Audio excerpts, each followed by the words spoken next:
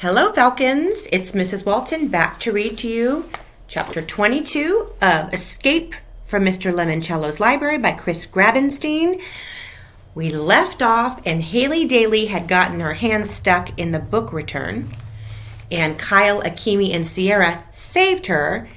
And lucky for them they did, because in the process they discovered the super duper bonus clue. So here we go, Chapter 22. Oh man, that was so dumb.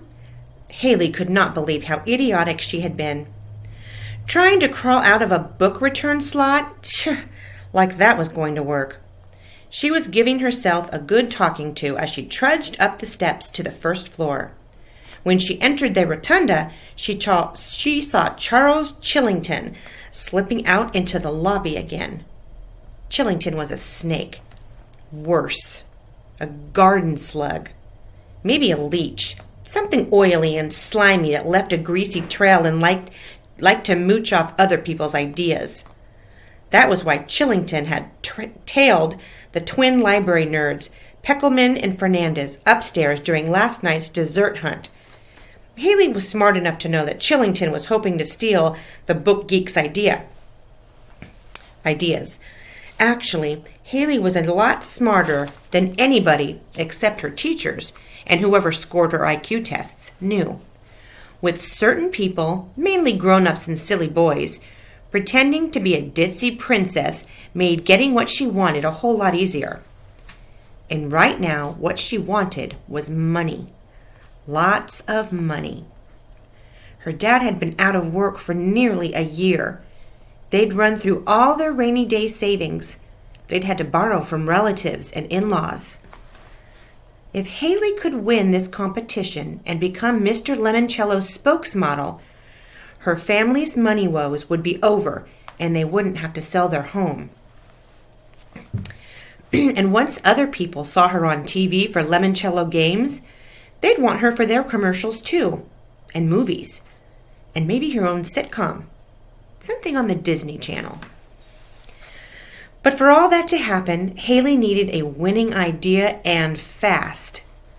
Something better than crawl through a slot that's barely wide enough for your wrist.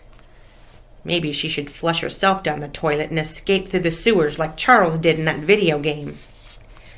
She headed over to the Book Nook Cafe so she could sit down and think. She stepped into the room and checked out the snack table. There were trays of cookies, strawberries, bananas, and brownies. Sitting down to nibble on a macaroon, she studied the row of cookbooks displayed on the bookshelves lining the wall. One in particular caught her eye. Cupcakes, Cookies, and Pie. Oh my! Because the cover looked extremely familiar, two googly-eyed sheep made out of chocolate-frosted cakes with gobs of mini marshmallows for fleece. Haley had seen that cover before. In the lobby. It was in that glass case of memorable reads selected by the library staff. She went over to the shelf and picked up the book. When she opened the cover, she discovered two cards. One was a 4x4 piece of white cardboard with a black silhouette of a sheep on it. The second card was yellow and about the same size as a community chess card in Monopoly. Haley sniffed the card. It smelled like lemons. She grinned. For Lemoncello! On one side of the yellow card was printed, Super Duper Bonus Clue. On the other side was the clue. Your marvelous memory has earned you even more memories. Proceed to the Lemoncello Abilia Room. Look for item number 12. Haley slid both cards into the back pocket of her jeans, pulled out her library floor plan, and found the Lemoncello Abilia Room. It was up on the 3rd floor.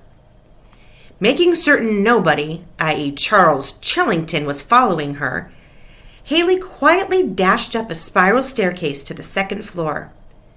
Checking for Chillington one more time, She tiptoed up to the 3rd floor, where she found the room Lemoncello Abilia Mini Museum of Personally Interesting and Somewhat Quirky Junk. Wow, it's a long name. Haley opened the door and stepped inside. The front room was like a storage warehouse. Cardboard boxes were stacked on top of the wooden crates sitting on plastic bins stuffed with papers. All of the boxes, bins, and crates were numbered.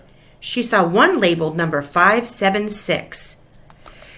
"Guess Mr. Lemoncello never throws anything away," Haley remarked as she scanned the heaps looking for the number 12 mentioned on her bonus card.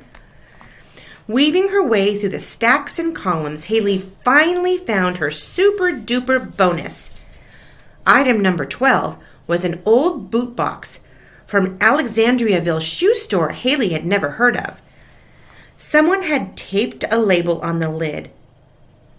Paraphernalia. Mrs. Walton doesn't know this word. Accoutrements. And doodads from Mr. Lemoncello's 12th year. Haley lifted the lid. The box was filled with all sorts of confusing knickknacks, hand-whittled prototypes for game pieces, a star-spangled red, white, and blue HHH Humphrey button, a battered clasp envelope sealed up with tons of tape. Someone had scribbled, "First and worst idea ever," on the front of the envelope with a magic marker. There was also a felt pennant from Disneyland and a rubber-banded stack of cartoony cards for something called Wacky Packages. The card on top was Wiki's Breakfast of Chumps. Haley knew this memory box had to be an important clue.